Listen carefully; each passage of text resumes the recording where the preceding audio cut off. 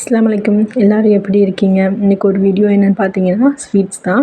Sweets எல்லாருக்குமே ரொம்ப பிடிக்கும். குழந்தைங்கள்லேருந்து பெரியவங்க வரையும் எல்லாருமே சாப்பிடுவோம். ஆனால் இது ஒரு வித்தியாசமான ஸ்வீட்டு. நீங்களும் ட்ரை பண்ணி பாருங்கள் வீட்டில். இது எப்படி செய்யலாங்கிறது பார்க்கலாம். அதுக்கு நம்ம ஒரு பிளேட்டில் கொஞ்சம் ஒரு கப் பால் பவுட்ரு எடுத்துக்கலாம். பால் பவுட்ரு வேண்டாங்கிறவங்க சுகர் இல்லாத கோவா சேர்த்துக்கலாம்.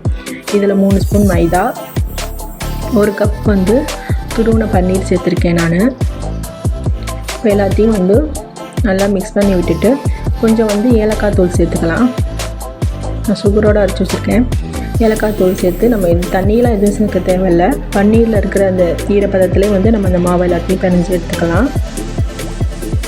நல்லா கைவிடாமல் நல்லா டைட்டாக பிணைஞ்சிக்கோங்க.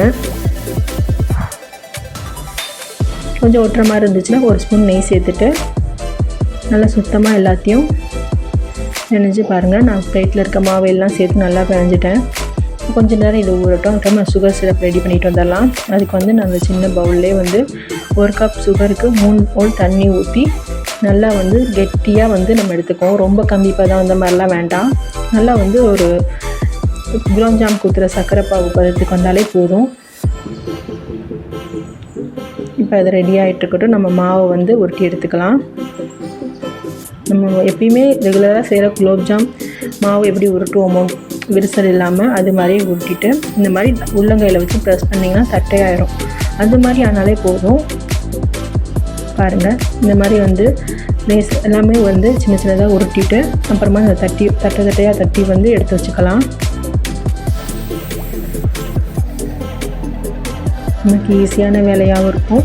சிம்பிளான ஸ்வீட்டானாலும் டேஸ்ட்டான ஸ்வீட்டாக இருக்கும். நீங்களும் இந்த பொங்கலுக்கு எல்லோரும் ட்ரை பண்ணி பாருங்கள்.